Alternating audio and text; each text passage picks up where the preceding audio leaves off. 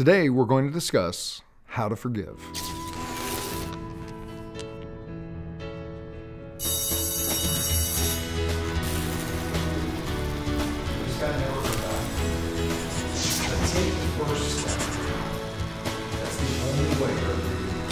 I think before we talk about how to forgive, we should probably talk about why forgiveness is important.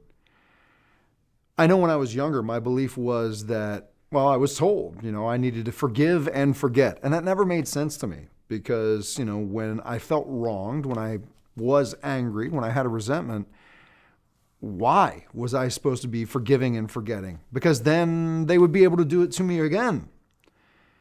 And what I was taught was that forgiveness has nothing to do with the other person. If you take a look at your life and think about how much time, energy, mental, emotional, spiritual, physical, financial, do you spend focused on resentment? I think you'd be amazed at how much time is wasted just thinking about the anger that you have towards somebody else. Forgiveness is about freeing yourself. And again, this was a concept that I was introduced to when I first started my journey of personal development and self-awareness. And at that point in my life, I had really no desire to forgive. That wasn't what I was about. At that point, I was trying to figure out how to stay alive. For those of you who are familiar with my story, you know that when I was introduced to the ideas of changing my life, I had some huge leverage for myself. I believed fully that if I didn't change, either I was going to die or I was going to kill somebody else when I was under the influence, and then I would live in jail for the rest of my life with that responsibility. So I had a lot of leverage to do what people told me. So when I was in rehab and I was told that I needed to begin forgiving the people that I was angry at, I didn't really question why. I questioned how. And what they told me I needed to do was that for 2 weeks, this was the exercise that they gave me, for 2 weeks, every night when I went to bed, I was supposed to think about the things that I wanted for myself and then wish for those things for this other person. It sounded insane to me. I'm supposed to wish for all the things that I desire most for myself for a person I hate, because at that point in my life, I hated a lot of people.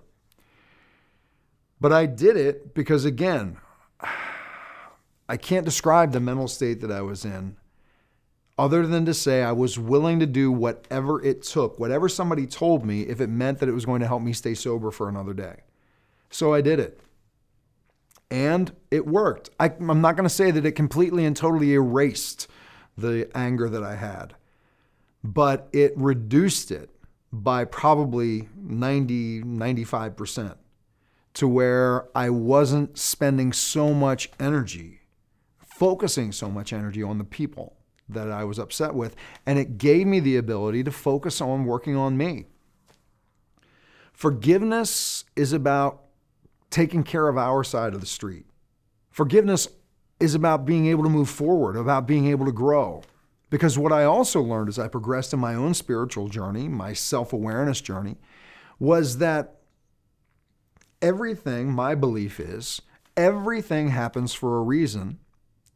And it's there to give us opportunities for growth. It's there to give us lessons. It's there to give us experiences that we would not have had without that experience happening. As an example, my father left my mother standing at the altar. He didn't show up for the wedding.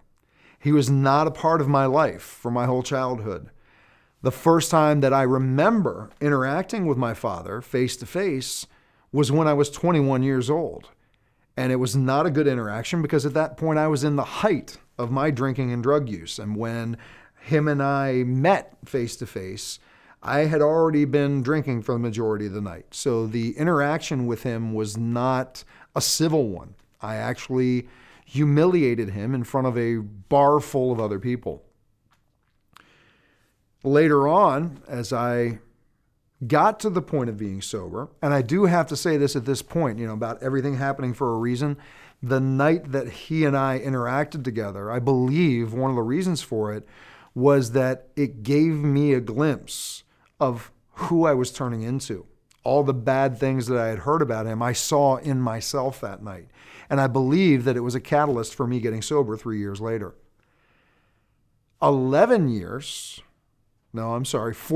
years after that interaction I had with him in the bar, I had grown to the point in my own self-development that I decided it was time for me to reach out and apologize to him for the way that I had treated him that night. Because in my own growth, I recognized that I had hurt just as many people as he did, just as badly, and possibly worse. And that I needed to apologize to him because I now had compassion for where he was in his journey.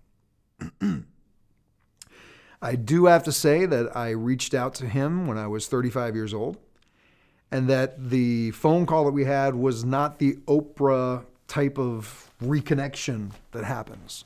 And I want to warn you that sometimes when you are approaching someone to forgive them or to apologize, you have to remember that this is about cleaning up yourself, not how they're going to react. Because the situation was not, again, one of those hallmark moments. Phone conversation lasted about 5 minutes.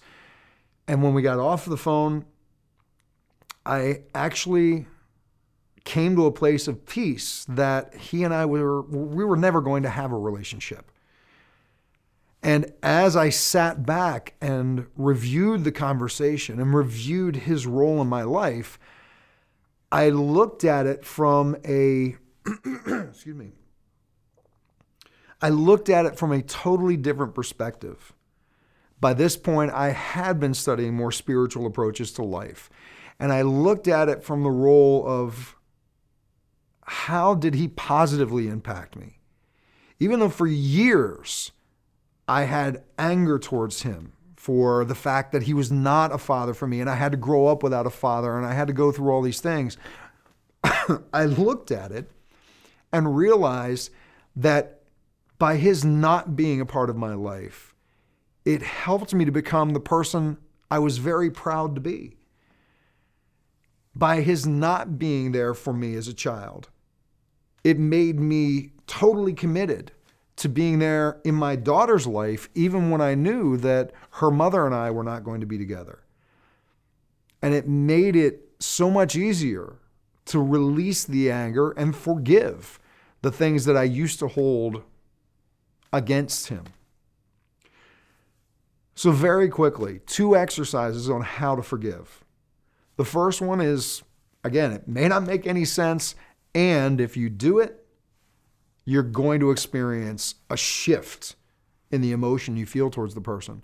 For 2 weeks, every night when you go to bed, think about what it is that you want in your own life: a loving relationship, financial prosperity, peace, good health, any of the things that you want for yourself. And when you think about that, wish those same things for the other person. If you pray that they receive those things. The second is a little bit more of an esoteric exercise. And the idea is to look back at your life, at any of the experiences that you had. And I know that sometimes these are very traumatic experiences. Detach yourself, look at it, and ask yourself what positive opportunity was created because of that experience. And rather than holding on to the anger for what you felt was done to you, thank the person for the opportunity that opened up. Again, I know that's not easy for a lot of people. We actually have an article about that on the website that will give you more details. Maybe you can share some things with me that you use for forgiveness. I look forward to hearing your results. I look forward to connecting again soon. Take care. For a transcription of the video you just watched, more videos, and related articles, visit yourdailylifecoach.com. To comment on this video, select Discussion Forums on any page of our website.